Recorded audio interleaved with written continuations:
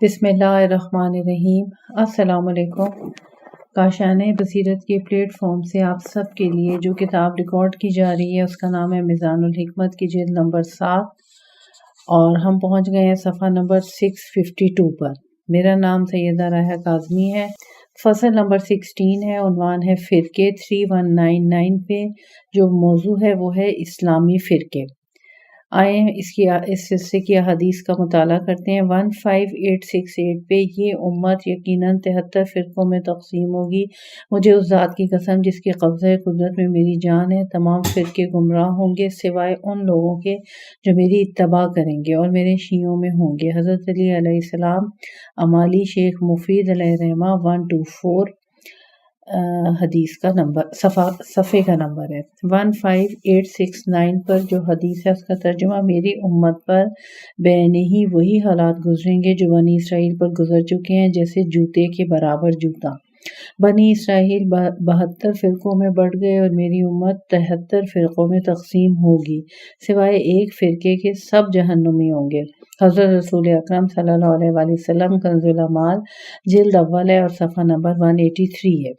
15870 پر جو حدیث ہے اس کا ترجمہ: ابو عقیل کہتے ہیں کہ حضرت علی علیہ السلام نے فرمایا، نصارہ میں اس طرح اختلاف پیدا ہو گیا، اے امت محمدیہ، میں تمہیں بھی اسی طرح بڑھتا ہوا دیکھ رہا ہوں جس طرح وہ بڑھ گئے، تمہارا ایک فرقہ ان سے زائد ہوگا۔ یاد رکھو تمام فرقے گمراہ ہوں گے سوائے میرے اور میری اتباع کرنے والوں کے۔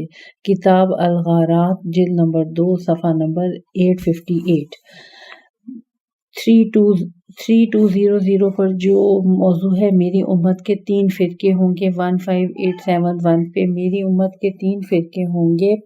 ایک فرقہ حق پر ہوگا جس سے باطل کچھ بھی کم نہ کر سکے گا، وہ مجھ سے اور میرے اہل بیت علیہم السلام سے محبت کریں گے۔ ان کی مثال اس خالص سونے جیسی ہوگی کہ جتنا بھی اسے آگ میں ڈالا جائے اور آگ روشن کی جائے اتنا ہی اس میں نکھار آتا ہے۔ ایک فرقہ باطل پہ ہوگا جس سے حق کچھ بھی کم نہ کر سکے گا۔ تیسرا فرقہ گبریلے کی مانند سامری کے مذہب پر ہوگا، وہ سامری کے ماننے والوں کی طرح لامساس تو نہیں کہیں گے، لیکن البتہ لا قتال یعنی جہاد نہیں ہے ضرور کہیں گے۔ ان کا سرخیل عبداللہ بن قیس اشری ہوگا۔ حضرت رسول اکرم صلی اللہ علیہ وآلہ وسلم، امالی مفید رحمہ صفحہ نمبر ہے 18۔ فصل نمبر 17 کا عنوان ہے فساد، عوام الناس کے فساد کا موجب۔ اس سلسلے میں پہلا موضوع ہے معصیت۔ معصیت کا آغاز ہو رہا ہے قرآن مجید کی سورہ روم کے آیت نمبر 41 سے۔ خود لوگوں کی اپنی کارستانیوں کی بدولت خشک و تر میں فساد پھیل گیا۔ دوسری آیت نمبر 11 سورہ رعد کی ہے کہ جب تک لوگ خود اپنی نفسی حالت میں تغیر پیدا نہ کریں، اللہ ہرگز تغیر نہیں ڈالتا۔ سورہ شورى کی آیت نمبر 30 اور 31 ہے کہ اور جو مصیبت تم پر پڑتی ہے وہ تمہارے اپنے ہی ہاتھوں کی کرتوت ہے، اور اس پر بھی وہ بہت کچھ معاف کر دیتا ہے۔ اگلی سورت سورہ قلم کی ہے اور آیت نمبر 17 ہے کہ جس طرح ہم نے ایک باغ والوں کا امتحان لیا تھا، اسی طرح ان کا امتحان لیا جب انہوں نے قسمیں کھا کھا کر کہا کہ صبح ہوتے ہی ہم اس کا میوہ ضرور توڑ لیں گے۔ اگلی آیت جو ہے وہ سورہ کہف کی آیت ہے 32 سے 44 تک، اور اے رسول ان لوگوں سے ان 2 شخصوں کی مثل بیان کرو جن میں ایک کو ہم نے 2 باغ دے رکھے ہیں۔ اب آئیں حدیث شریف کا مطالعہ کرتے ہیں۔ 15872 پر جو حدیث ہے تفسیر قمی میں ابو جارود روایت کرتے ہیں کہ حضرت امام جعفر صادق علیہ السلام نے اللہ تعالیٰ کے اس قول سے مراد وہ لوگ لیے ہیں جو حضرت محمد مصطفیٰ صلی اللہ علیہ وآلہ وسلم اور ان کے بعد آل محمد علیہ السلام سے دشمنی رکھتے ہیں، جبکہ وَرَبُّ کا عالم بالمفسدین میں فساد سے مراد اللہ اور اس کے رسول کی نافرمانی ہے۔ تفسیر قمی جلد اول ہے اور صفحہ نمبر 312 ہے۔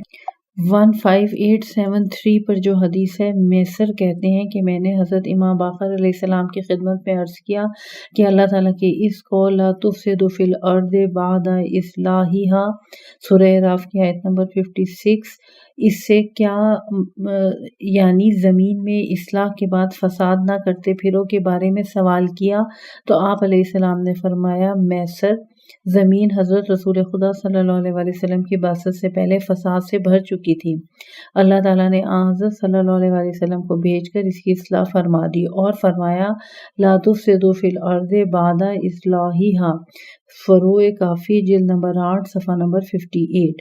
15874 پر جو حدیث ہے، حضرت امام علی ابن موسی رضا علیہ السلام نے محمد بن سنان کے مسائل کے جواب میں تحریر فرمایا، اللہ تعالیٰ نے انسان کے قتل کو اس لیے حرام قرار دیا ہے کہ اگر یہ حلال ہوتا تو لوگ فاسد ہو جاتے، فنا ہو جاتے اور تمام تدبیریں بگڑ جاتی۔ اللہ تعالیٰ نے زنا کو اس لیے حرام ٹھہرایا ہے کہ اس سے فساد لازم آتا ہے، یعنی انسانی جانیں ضائع ہو جاتی ہیں، سلسلہ نسب ختم ہو جاتا ہے، اولاد کی تربیت کا خیال نہیں رکھا جاتا، میراث میں فساد پیدا ہوتا ہے اور اس قسم کی دوسری خرابیاں ہیں۔ بے قصور پاک دامن عورتوں پر زنا کی تہمت کو اس لیے حرام قرار دیا گیا ہے کہ اس سے نسبت میں خرابی پیدا ہوتی ہے، اولاد سے انکار ہوتا ہے، میراث ختم ہو جاتی ہے، اولاد کی تربیت چھوڑ دی جاتی ہے، نیکیاں ضائع ہو جاتی ہیں اور اس قسم کے دوسرے کبیرہ گناہ و اسباب و علل ہیں جو مخلوق کو خراب کر دیتے ہیں۔ من لا یعذر الفقہ جلد نمبر 3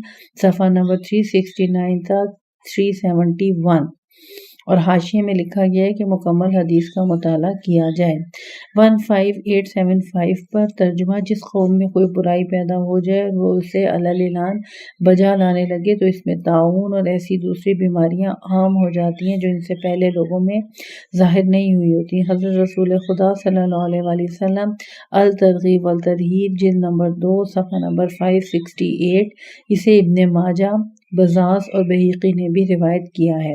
15876 پہ جب کوئی شخص کسی گناہ کو چھپ کر انجام دیتا ہے تو اس کا نقصان صرف اس کے بجا لانے والے ہی کو ہوتا ہے، اور جب اسے اعلانیہ طور پر انجام دیا جانے لگے، اسے کوئی نہ روکے تو تمام لوگوں کو اس کا نقصان پہنچتا ہے۔ حضرت رسول اکرم صلی اللہ علیہ وسلم بحار الانوار کی جلد نمبر 100 ہے اور صفحہ نمبر 74 ہے۔ 15877 پر جو حدیث ہے، اس کا ترجمہ، خداوند عالم خواص کے گناہوں کی وجہ سے عوام کو سزا نہیں دیتا، لیکن اگر گناہ کھلم کھلا ہونے لگے اور وہ اس کے روکنے پر قادر ہونے کے باوجود اسے نہ روکے تو ان کے گناہوں کی وجہ سے اللہ تعالیٰ خواص و عوام سب کو سزا دے گا۔ حضرت رسول اکرم صلی اللہ علیہ وسلم در منصور جلد نمبر 2 صفحہ نمبر 302۔ 15878 پر جو قوم جہاد کو چھوڑ دیتی ہے اللہ اسے عمومی عذاب میں مبتلا کر دیتا ہے۔ حضرت رسول اکرم صلی اللہ علیہ وسلم الترغیب والترہیب جلد نمبر 2 صفحہ نمبر 331، اسے طبرانی نے روایت کیا۔ قول مؤلف ملاحظہ و گناہ باب ہے، گناہ کے آثار نمبر 4 اور 5 پہ، نیز نیکی باب نمبر 2 ہے، جب گناہوں کو اعلانیہ کیا جائے گا تو وہ عوام کے لیے نقصان دہ ہوگا۔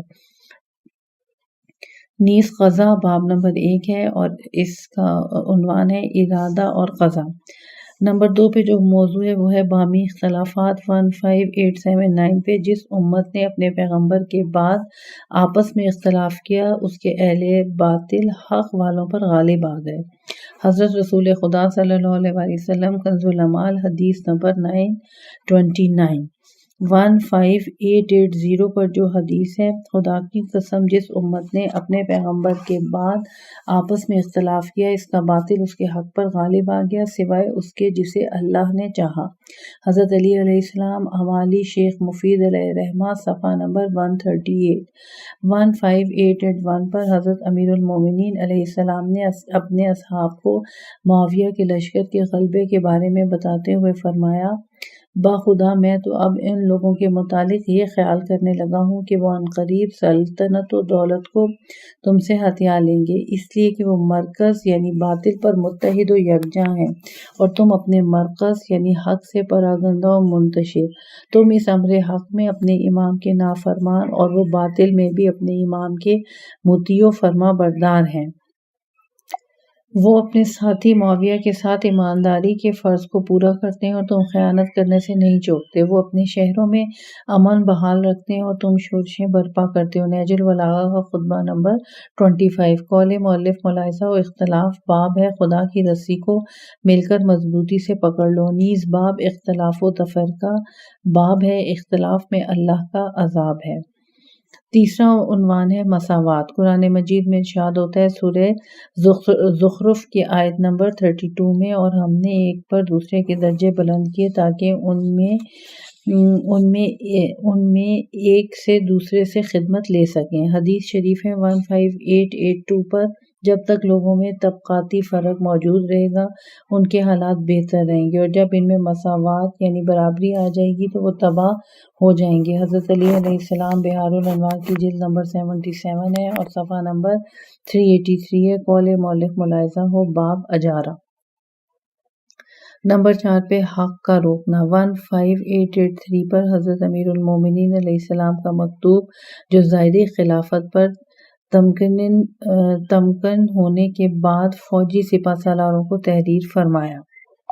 اما بعد، اگلے لوگوں کو اس بات نے تباہ کیا کہ جب انہوں نے لوگوں کے حق روک لیے تو انہوں نے رشوتیں دے دے کر انہیں خریدا اور انہیں باطل کا پابند بنایا، پس وہ ان کے پیچھے انہی راستوں پر چل کھڑے ہوئے۔ حضرت علی علیہ السلام شرح ابن ابی الحدید جلد نمبر 28 صفحہ نمبر 77، نہج البلاغہ مکتوب نمبر 79۔ اس سلسلے میں حاشیے میں آئے پڑھتے ہیں کہ پیچھے انہی راستوں پر چل کھڑے ہوئے سے کیا مراد ہے۔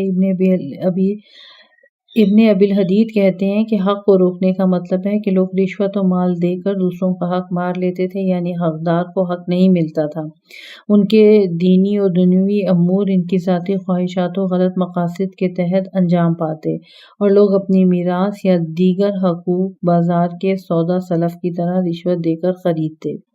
باطل کا پابند بنایا، وہ اس کے پیچھے انہی راستوں پر چل کھڑے ہوئے کا مطلب یہ ہے کہ ان لوگوں نے عوام کو باطل پر اکسایا، اس کا انہیں اس حد تک عادی بنا دیا کہ نسلاً بعد نسل ان میں یہ برائی جاری رہی۔ آنے والی نسل اپنے آباء و اجداد کے اس طریقہ کار کو حق سمجھنے لگی، اس نظریے پر ان کی تربیت ہوئی اور اسی پر وہ پروان چڑھے۔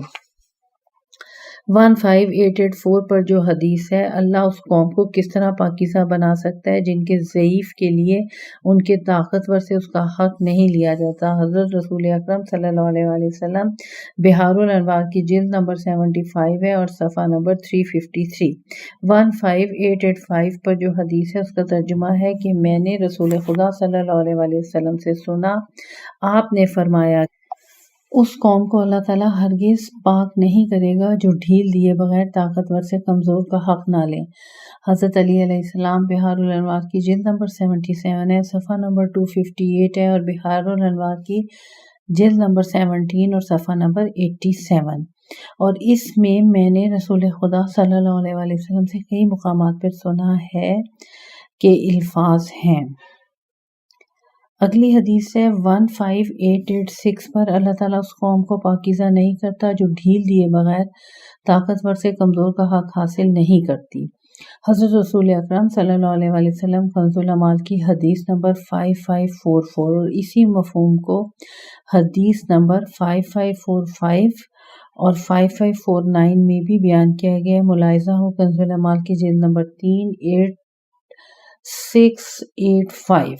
قول مؤلف ملاحظہ ہو ظلم باب ہے، ظلم دو تباہ کن مصیبتوں میں سے ایک ہے۔ 3602 پر جو موضوع ہے وہ یہ ہے، معذرت چاہتی ہوں، نمبر شمار ہے 3202۔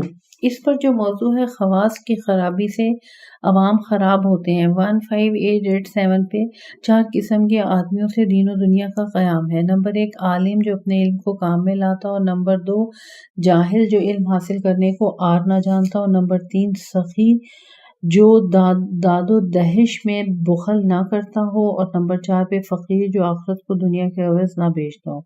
بس جب عالم اپنے علم کو برباد کرے گا تو جاہل اس کے سیکھنے کو آڑ جاننے لگے گا۔ جب دولت مند نیکی و احسان میں بخل کرے گا تو فقیر اپنی آخرت دنیا کے بدلے بیچ ڈالے گا۔ حضرت علی علیہ السلام شرح ابن ابی الحدیث جلد نمبر 19 صفحہ نمبر 303، نہج البلاغہ حکمت نمبر 372، 15888 پر جو حدیث ہے اس کا ترجمہ 4 قسم کے لوگوں سے دنیا قائم ہے۔ نمبر 1 عالم جو اپنے علم کو کام میں لاتا ہے۔ نمبر 2 مالدار جو داد و دہج سے کام لیتا ہے۔ نمبر 3 پہ جاہل جو علم حاصل کرنے میں تکبر نہیں کرتا، اور نمبر 4 فقیر جو اپنی آخرت اپنے غیر کی دنیا کے بدلے نہیں بیچتا۔ پس عالم اپنے علم کو معطل و بیکار کر دے، مالدار اپنی نیکیوں کو روک لے، جاہل تحصیل علم میں تکبر کرنے لگ جائے، اور فقیر اپنی آخرت کو دوسروں کی دنیا کے بدلے بیچنے لگ جائے تو ان پر عذاب نازل ہوگا۔ حضرت علی علیہ السلام بحار الانوار کی جلد نمبر 78 صفحہ نمبر 62، تحفۃ العقول میں صفحہ نمبر 149، 15889 پر حدیث کا ترجمہ۔ حضرت علی علیہ السلام نے فرمایا، دین 4 قسم کے آدمیوں سے قائم ہے، ایسے عالم سے جو حق بات کہتا ہے اور اپنے علم کو کام میں لاتا ہے۔ نمبر 2 دولت مند سے جو دیندار لوگوں پر سخاوت کرنے میں بخل سے کام نہیں لیتا۔ نمبر 3 غریب و فقیر سے جو اپنی آخرت کو دنیا کے بدلے نہیں بیچتا، اور نمبر 4 جاہل سے جو علم حاصل کرنے میں تکبر نہیں کرتا۔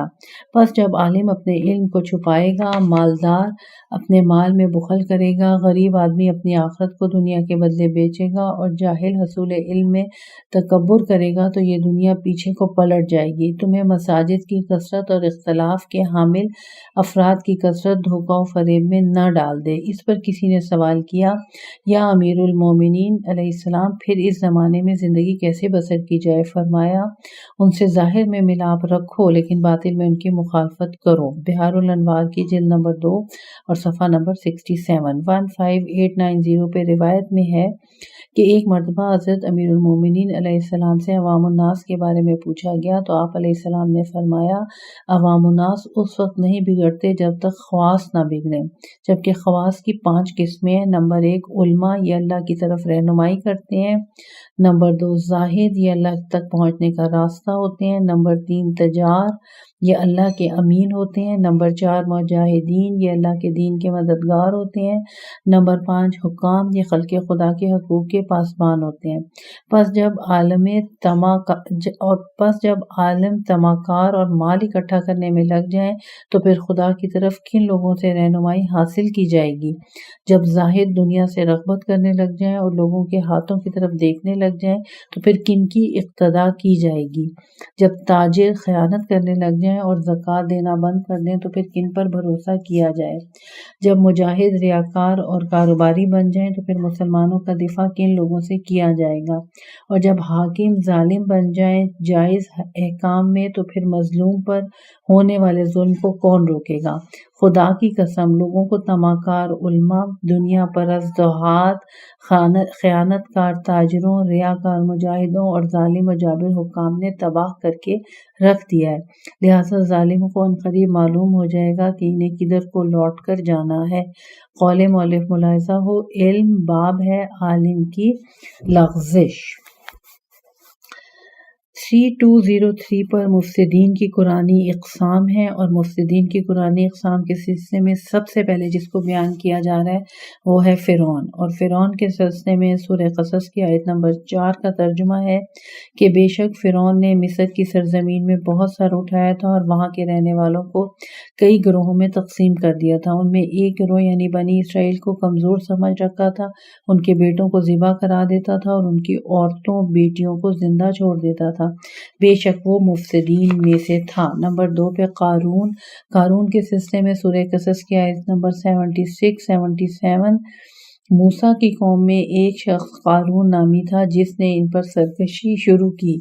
ہم نے اس کو اس قدر خزانے عطا کیے تھے کہ ان کی کنجیاں ایک طاقتور جماعت کو اٹھانا مشکل ہوتا تھا۔ جب ایک بار اس کی قوم نے اس سے کہا کہ وہ اپنی دولت پر غرور مت کر، کیونکہ اللہ اترانے والوں کو دوست نہیں رکھتا، جو کچھ اللہ نے تجھے دے رکھا ہے اس میں آخرت کے گھر کی بھی جستجو کر۔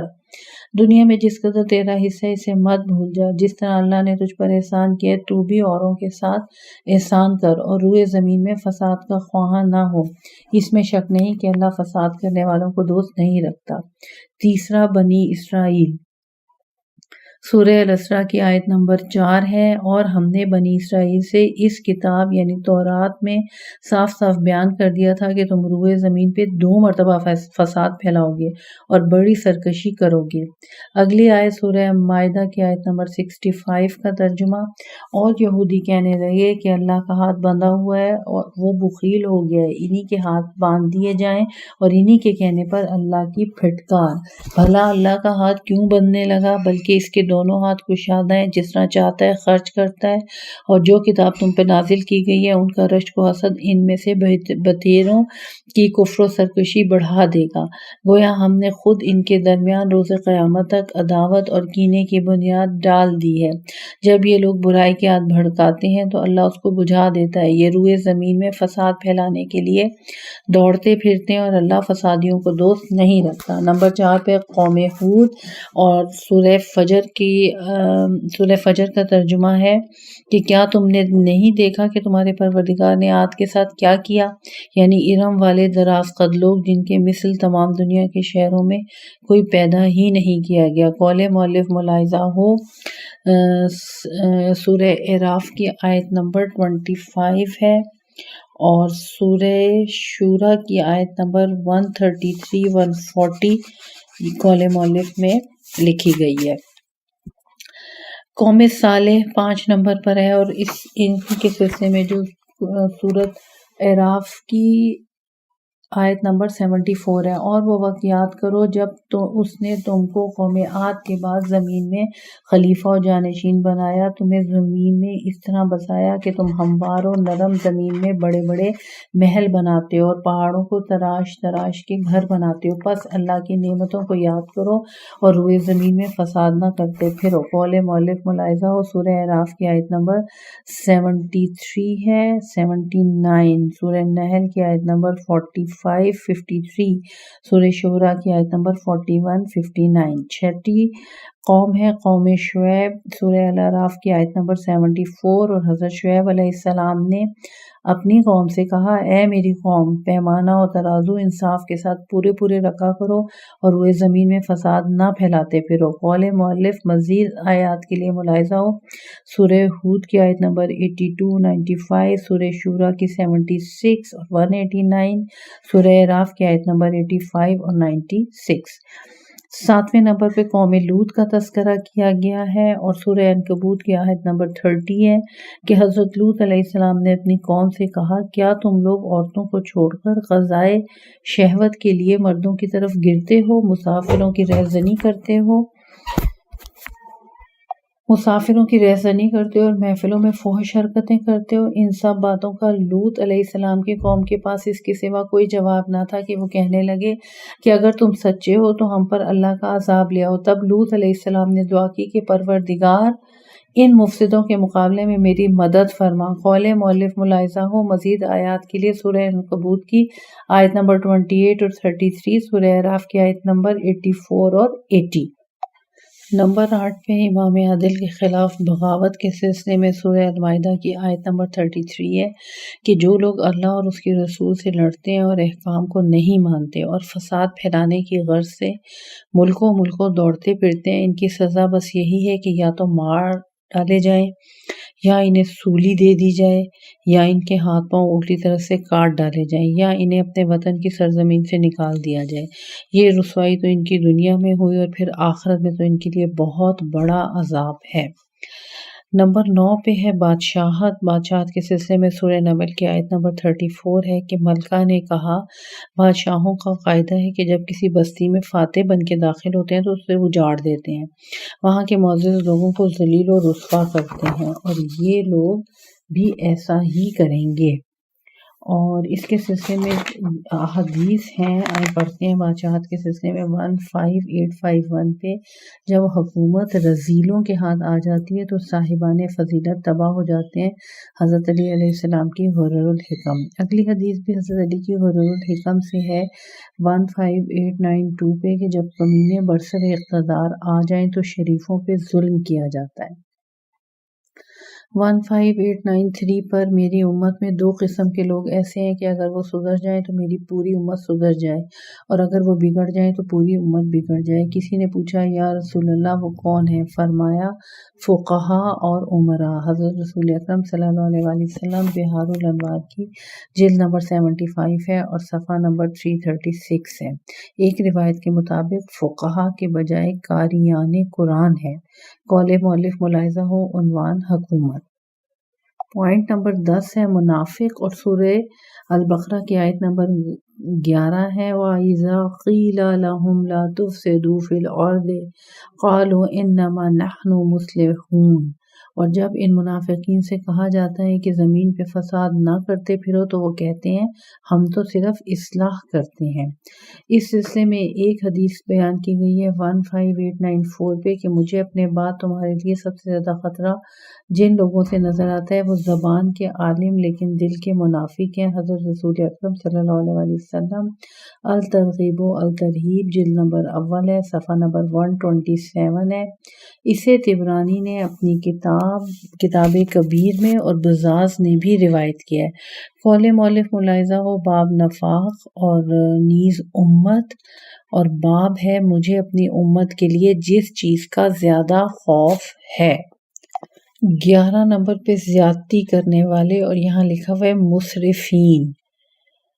اور قرآن مجید کی آیت اس سلسلے میں جو بیان کی گئی ہے سورہ شورى کی آیت نمبر 151 اور 152 ہے وَلَا تُطِيعُوا أَمْرَ الْمُسْرِفِينَ الَّذِينَ يُفْسِدُونَ فِي الْأَرْضِ وَلَا يُصْلِحُونَ۔ اور زیادتی کرنے والوں کا کہا نہ مانو جو زمین میں فساد پھیلایا کرتے ہیں اور اصلاح نہیں کرتے۔ یہاں ایک چیز آپ کو بتاتی چلوں کہ جب ہم پڑھ رہے تھے فہرست تو اس میں بھی یہ مسرفین ہی آیا تھا، میں نے وہاں پہ مسرفین تو کہا تھا لیکن بعد میں پھر جو موضوع تھے وہ مفسدین سے متعلق تھے، تو یہ یہاں آیت میں مفرسین ہے اور موضوع بھی مفرسین ہے، اور اب ہم اسی کے سلسلے میں یعنی زیادتی کرنے والے، اور بریکٹ میں لکھا ہوا ہے مسرفین، اس سلسلے میں حدیث شریف کا مطالعہ کرتے ہیں۔ 15895 پر حدیث کا ترجمہ، درہم و دینار یعنی روپیہ پیسہ کسی کو نہ دینا اور کھجور کھا کر گٹھلی کو پھینک دینا فساد میں شامل ہے۔ امام علی رضا علیہ السلام من لا یعذر الفقہ جلد نمبر 3 اور صفحہ نمبر 102۔ 15896 پہ آخرت کی زاد راہ کا ضائع کر دینا اور آخرت کو برباد کر دینا فساد میں شامل ہے۔ حضرت علی علیہ السلام نہج البلاغہ کا مکتوب نمبر 31۔ 15897 پہ آخرت کی زاد راہ کا ضائع کر دینا فساد ہے۔ حضرت علی علیہ السلام فروع کافی جلد نمبر 8 ہے، صفحہ نمبر 24 ہے۔ قول مؤلف ملاحظہ و عنوان اسراف۔ 12واں موضوع ہے قاطع رحم، سورہ محمد کی آیت نمبر 22 ہے، کیا تم سے بعید ہے کہ اگر تم حاکم بنو تو روئے زمین پہ فساد پھیلانے اور اپنے رشتے ناتوں کو توڑنے لگو؟ سورہ بقرہ کی آیت نمبر 27 اور سورہ رعد کی آیت نمبر 25۔ جو لوگ اللہ کے عہد و پیمان کو مضبوط کرنے کے بعد توڑ ڈالتے ہیں، جن تعلقات کا اللہ نے حکم دیا ان کو قطع کر دیتے ہیں اور ملک میں فساد کرتے پھرتے ہیں، یہی لوگ گھاٹا اٹھانے والے ہیں۔ قول مؤلف ملاحظہ ہو، باب ہے رحم اور قطع رحمی۔ نمبر 13 پہ ساحر، اور ساحر سے جو قرآن مجید کی آیت شروع ہو رہی ہے ذیل میں اس موضوع کے، سورہ یونس کی آیت نمبر 80-81۔ پھر جب جادوگر میدان میں آ گئے تو موسیٰ علیہ السلام نے ان سے کہا کہ تم کو جو کچھ پھینکنا ہو پھینکو۔ پھر جب وہ لوگ رسیوں کو سانپ بنا کر ڈال چکے تو موسیٰ علیہ السلام نے کہا جو کچھ تم بنا کر لائے ہو وہ تو سب جادو ہے، اس میں تو شک ہی نہیں کہ اللہ اسے فوراً ملیح میٹ فرما دے گا، کیونکہ اللہ تو ہرگز مفسدوں کا کام درست نہیں ہونے دیتا۔ قول مؤلف ملاحظہ ہو، عنوان سحر۔ 14واں موضوع ہے قرآن مجید کی جس آیت سے شروع ہو رہا ہے سورہ یوسف کی آیت نمبر 73 ہے، اور موضوع ہے چور۔ چور کے سلسلے میں آئے قرآن مجید کی آیت سورہ یوسف کا ترجمہ پڑھتے ہیں۔ تب یہ لوگ برادران یوسف کہنے لگے کہ اللہ کی قسم تم تو جانتے ہو کہ تمہارے ملک میں ہم فساد کرنے کی غرض سے نہیں آئے تھے، اور ہم چور تو ہیں نہیں۔ تفسیر میں ہے کہ تفسیر المیزان میں ہے کہ برادران یوسف علیہ السلام کا یہ قول لَقَدْ عَلَمْتُم مَّا جَعَلْنَا لَا تُفْسِدُوا فِی الْأَرْضِ، یعنی تم جانتے ہو کہ تمہارے ملک میں ہم فساد کرنے کی غرض سے نہیں آئے۔ اس بات پر دلالت کرتا ہے کہ ان لوگوں کے مصر میں پہلی مرتبہ داخل ہوتے ہی حضرت یوسف علیہ السلام کے حکم سے ان کی اچھی طرح دیکھ بھال کی گئی تھی۔ اس خوف کے پیش نظر کہ ممکن ہے کہ یہ لوگ جاسوس ہوں یا کسی اور برے مقصد کے لیے یہاں آئے ہوں، لہٰذا ان سے پہلے باز پرس کی گئی تھی کہ وہ کیا کام کرتے ہیں، کہاں کے رہنے والے ہیں اور کون لوگ ہیں، وغیرہ وغیرہ۔ تفسیر المیزان کی جلد نمبر 11 صفحہ نمبر 224 ہے۔ قول مؤلف ملاحظہ ہو، عنوان یعنی سرقت یعنی چوری۔ اس موضوع کی آخری عنوان ہے۔ اس موضوع کے ذیل میں اچھے اخلاق اور پسندیدہ دین والے کے ساتھ نکاح نہ کریں تو 15898 پہ ہے کہ ابراہیم بن محمد ہمدانی کہتے ہیں کہ میں نے حضرت امام باقر علیہ السلام کی خدمت میں شادی کے بارے میں تحریر کیا کہ کس قسم کے آدمی کے ساتھ شادی کی جائے، تو امام علیہ السلام نے جواب میں تحریر فرمایا، حضرت رسول خدا صلی اللہ علیہ وآلہ وسلم نے فرمایا کہ جب تمہارے پاس ایسا شخص آئے جس کے اخلاق اور دین تمہیں پسند ہو تو اس سے شادی کرا دو۔ اگر تم اس طرح اس کی مدد نہ کرو گے تو روئے زمین پر فتنہ برپا ہو جائے گا اور بڑا فساد ہوگا۔ فروع کافی کی جلد نمبر 5 صفحہ نمبر 347۔